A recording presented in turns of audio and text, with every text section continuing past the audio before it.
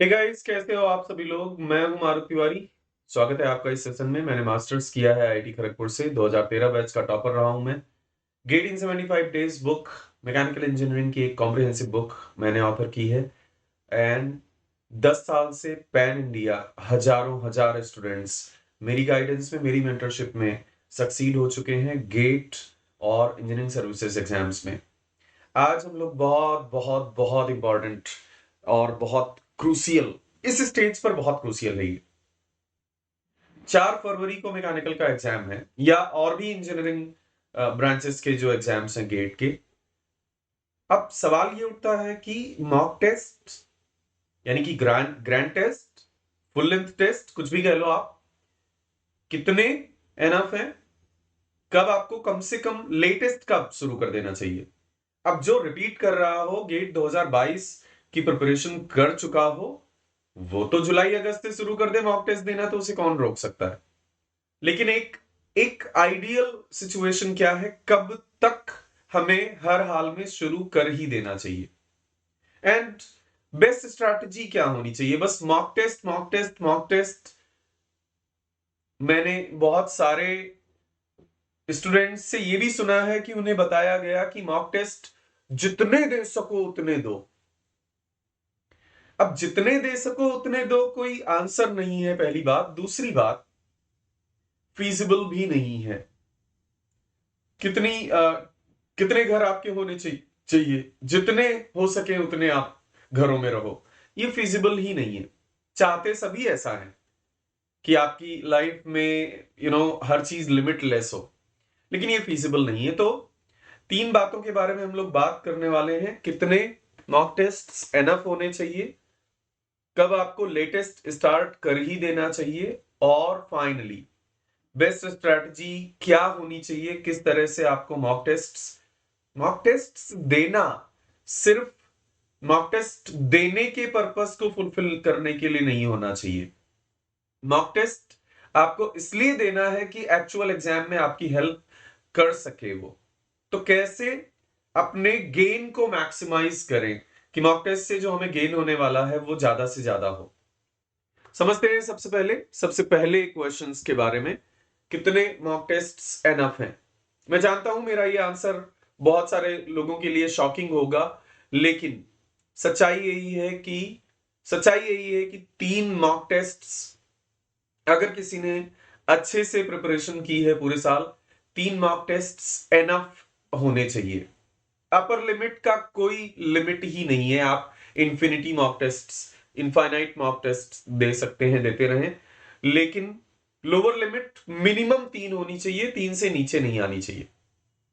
Sir मुझे तो कहा किसी ने कि कम से कम 15 मॉक टेस्ट दो, कम से कम 25 मॉक टेस्ट दो, 30 मॉक टेस्ट दो। मैं आपको बहुत ईमानदारी से बताना चाहता हूं, मैंने इस 10 साल की यात्रा में पढ़ाते हुए ऐसे स्टूडेंट्स भी देखे हैं जिन्होंने एक मॉक टेस्ट दिया था और अंडर 500 रैंक को लेकर आए। मैंने जिंदगी में एक भी मॉक टेस्ट नहीं दिया था एंड अंडर 500 रैंक लेकर आया मैं गेट में। अब लोग ये कहने लगते हैं कि आपके समय गेट आसान हुआ करता था। अभी 80,000 स्टूडेंट्स बैठने वाले हैं गेट में। 88,000 स्टूडेंट्स हमारे समय गेट में बैठे थे। तो 2023 और 2011 की सिचुएशन लगभग लगभग बराबर है। और ये भी आप जान लीजिए, पेपर की रिलेटिव इजी होना या रिलेटिव टफ होना बहुत मैटर नहीं करता। क्यों?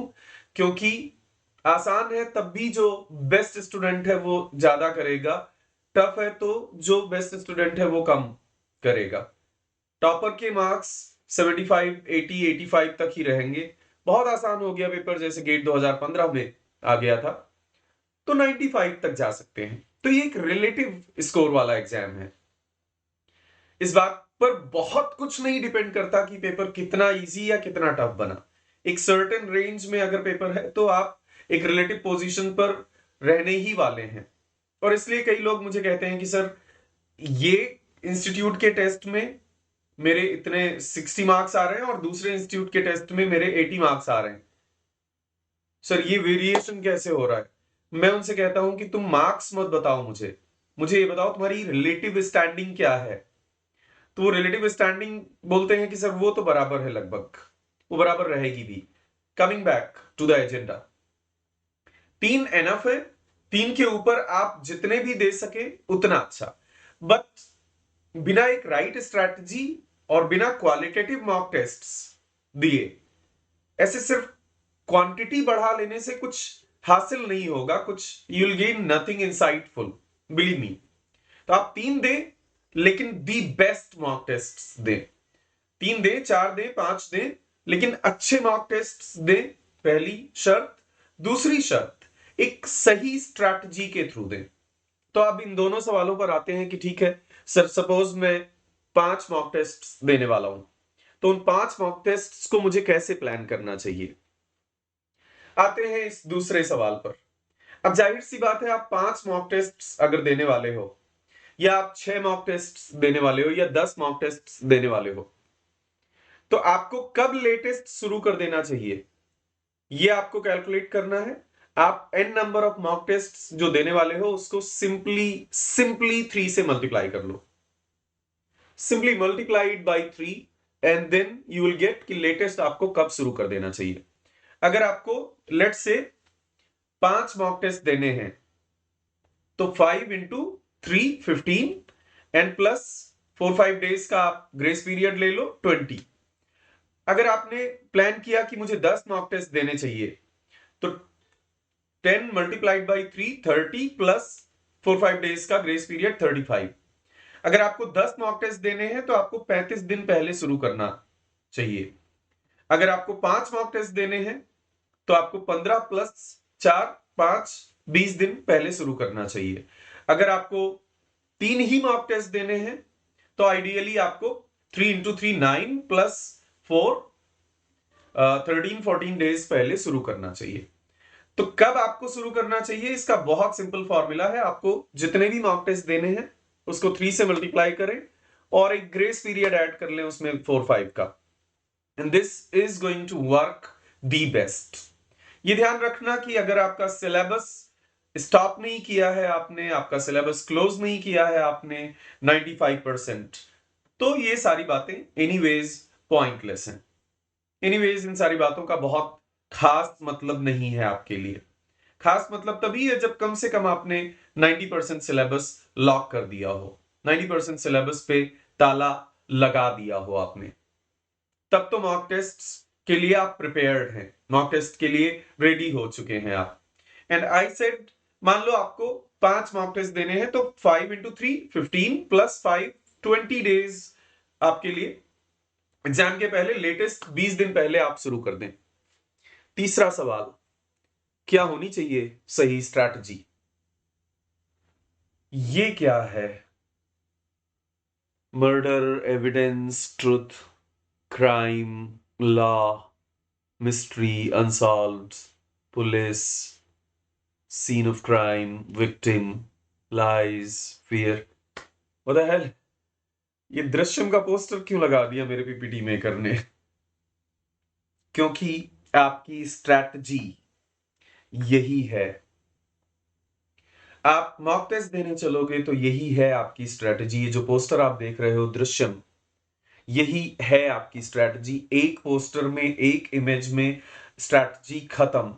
इससे बेटर स्ट्रैटेजी ना तो इस दुनिया में कभी आई थी मॉक टेस्ट्स के लिए, या ना फिर कभी आएगी।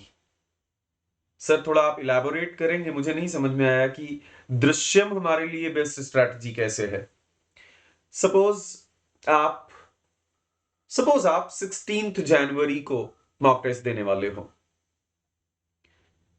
तो 13 जनवरी की रात को आप सोओगे, खुद से, एनवायरनमेंट से, सूरज से, चांद से, तारों से, घर वालों से, रिश्तेदारों से, फ्रेंड्स से, अपने तन मन और अपने अस्तित्व को यह बताकर कि एक्चुअल गेट 16 जनवरी को ही है।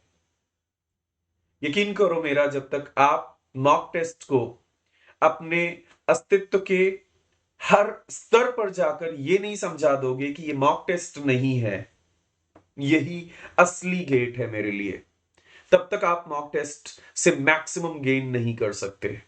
क्योंकि जब आप अपने अस्तित्व के अपने वजूद के हर स्तर को, हर लेवल को जाकर समझा दोगे ये कि 16 जनवरी को ही एक्चुअल गेट है मेरा, तो फिर आप 14 जनवरी और 15 जनवरी वैसे ही बिहेव करोगे जैसे गेट के 2 दिन पहले आप बिहेव करते।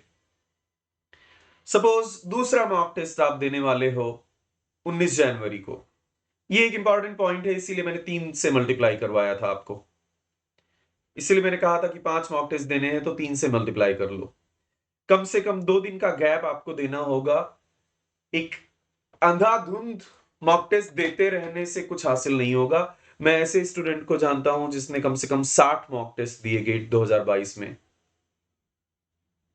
और काफी अच्छा स्टूडेंट, और मार्क्स 60 के अंदर, 60 से कम मार्क्स एक्चुअल गेट में आ पाए। तो अंधाधुंध बहुत सारी क्वांटिटी से कुछ फर्क नहीं पड़ता। अच्छे मॉक टेस्ट दें, 3 दिन का 2 दिन का गैप, और तीसरे दिन आप मॉक टेस्ट दें। और सबसे बड़ी बात कि जैसे अगला मॉक टेस्ट आप 19 को देने वाले हो, 19th of January. By the way मैं आपको बता दूं कि मेरे जो मॉक टेस्ट हैं प्रैक्टिस प्रोग्राम में वो इसी स्ट्रैटेजी को लेकर डिजाइन किए गए हैं। 15 जनवरी को पहला मॉक टेस्ट है, 18 जनवरी को दूसरा मॉक टेस्ट है, 21 जनवरी को तीसरा, 24 को चौथा, 27 को पांचवा और 30 को छठा मॉक टेस्ट है। 31, 1, 2, 3 4 दिन का उसके बाद ग्रेस पीरियड है। स्टूडेंट्स को जैसे भी रिवाइज करना है अपना रिवाइज करेंगे। जो प्रैक्टिस प्रोग्राम मैंने लॉन्च किया था 45 डेज का। कमिंग बैक, 19 जनवरी को अगर आप एक्चुअल टेस्ट देने वाले हो, एक्चुअल मॉक टेस्ट देने वाले हो, तो 16 जनवरी की शाम को आप ये जब बेड पर जाएंगे तो खुद को ये रियलाइज करा के जाएंगे कि 19 जनवरी आपका एक्चुअल गेट है। और 17 और 18 जनवरी को मैं दिन रात सिर्फ ऐसे ही बिहेव करने वाला हूं। बिल्कुल आपको प्रिटेंड भी नहीं करना है, आपको एक दृश्य क्रिएट कर देना है कि वो एक्चुअल गेट ही होना चाहिए आपके लिए। तो जैसे 15 जनवरी को मॉक टेस्ट है 45 डेज प्रोग्राम में, जो भी स्टूडेंट्स एनरोल्ड थे उनके लिए, तो उनके लिए 13 जनवरी और 14 जनवरी वो 2 दिन जो पढ़ा आपने, नहीं पढ़ा, जो भी गया, 1 आध घंटे उस रिमेनिंग सिलेबस को देने हैं, दे दीजिए, कोई फर्क नहीं पड़ता। 2 दिन पूरे सिलेबस को बिल्कुल वैसे ही खंगालिए, बिल्कुल वैसे ही छानिए, बिल्कुल वैसे ही निचोड़िए जैसे आपने एक्चुअल गेट के 2 दिन पहले बिहेव किया होता। मॉक टेस्ट देने वाले दिन 2 घंटे दीजिए उसकी एनालिसिस करने में, वीक टॉपिक्स रिवाइज कीजिए। 15 जनवरी की शाम को, 16 और 17 जनवरी अपने अस्तित्व के हर लेवल पर जाकर खुद को रियलाइज कराइए कि आपका एक्चुअल गेट 18 जनवरी को है। और 18 जनवरी को फिर से टेस्ट दीजिए, एनालिसिस कीजिए, एंड देन वंस अगेन 2 दिन बिल्कुल वैसे ही बिहेव कीजिए जैसे आप एक्चुअल गेट में करते। एंड वंस अगेन आपको एक्चुअली ये आपको भरोसा दिला देना है खुद को कि आप एक्चुअल गेट देने जा रहे हो। Cool. It will really work, people. Thank you so very much for watching. I hope you guys are ascending up the ladder. You guys are improving day by day because आप हैं इस देश के future. आप ही हैं जो PSUs में जाएंगे, जो MNCs में जाएंगे और कुछ प्रोडक्टिव करेंगे, कुछ नया करेंगे। So keep rocking, keep ascending up the ladder. Thank you so very much, people. Bye.